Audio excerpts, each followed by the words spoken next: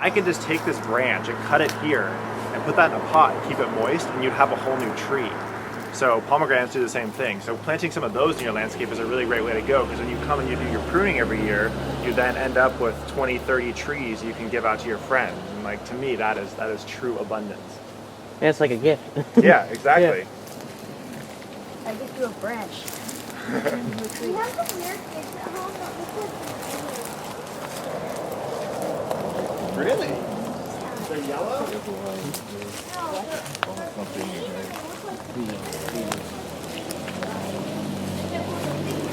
Whoa, that sounds pretty cool.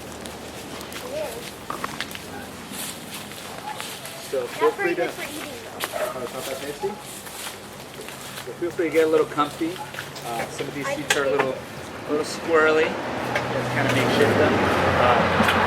I made some tea with hibiscus, lemon verbena, and mint. Thank you all for joining us. Incoming. I gotta make sure I got everybody in this. Oh yeah, you too.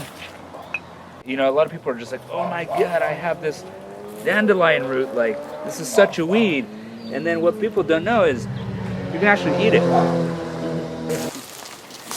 Definitely invite you to take a little pinch of that too, for the scent of it.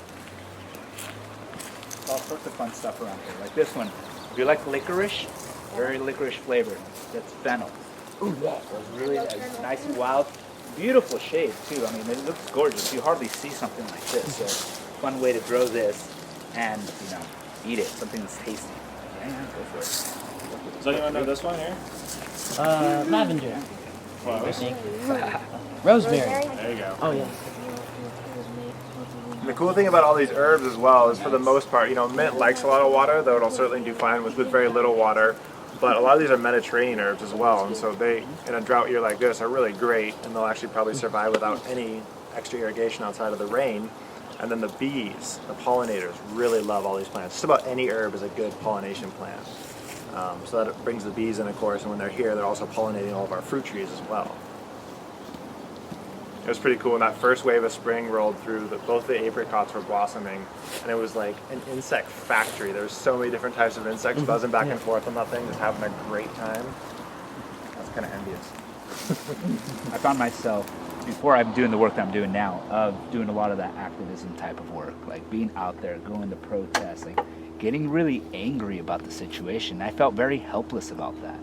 You know, I felt like I couldn't change things, and I was just like, why? Like, this is absurd. Why aren't people thinking differently? Like, so I was getting angry, I was getting helpless, and I was just like, this is not right. I need to start doing things and redirecting my energy. So I started finding solutions, like getting super charged on that. You know, just like these are the things. These are the kind of people I rather relate with.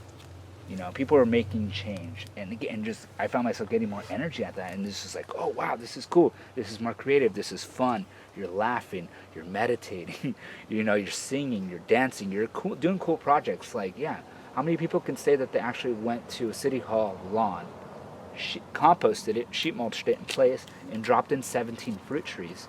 So later down the years, you know, young folk like yourselves, or even folks that are going to come in after you, are not even going to think twice. They're going to be like, well, of course we have fruit trees instead of lawns. You know?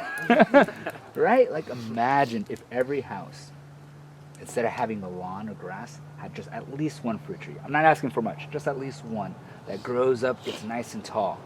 There's so many people peddling fear, selling fear on the planet right now. Like, oh my gosh, like the earth is going to hell in a handbag sort of thing. Where, oh, like the sky is falling. Oh my gosh, oh my gosh, oh my gosh, oh my gosh. And like, if you step into that, like, you're not a very good leader. Like, not many people want to follow you if that's like the story you're telling, right? And like, underneath all this, I think it's really important to acknowledge, like, it's all about the story you tell. Like, who am I, right? You know yourself through a story, right? So what story are you telling? Like, yeah, like, be super clear about it. I don't mean to sugarcoat it. Like, all the systems we rely on to meet our most basic needs are absolutely falling apart. That's real. But like, do you go, oh my gosh, and stick my head in a hole? Or do you go like, there's this incredible opportunity right now, whereas all that falls apart, I get to rebuild the world anew, you know? And like, that's an opportunity we're being handed. And like, it's gonna be challenging in parts, but like, I'm pretty sure this is what we all came here to do. You yourself are going to be with yourself for the rest of your life. No matter what partner you're with, if you find yourself with somebody you're going to get married, you're still going to be with yourself for the rest of your life. Like, no one else thinks like you. Like, you're unique. You're a very unique expression of the universe. So treat yourself with that honor and be like, you know, I am cool. Yeah, I am awesome. I am amazing. Like, try looking at yourself in the mirror and saying those things in the morning when you wake up and you're getting ready to just take on a day, and check how you feel. You know? You're like, you know, I am powerful. I am mighty. I can do this. I am prepared. I am love. You know? I am the new generation. I am can inherit this planet. I am community. You, again, you know, examples is what changes the world, not opinions. Yeah, I love you guys. Y'all are awesome.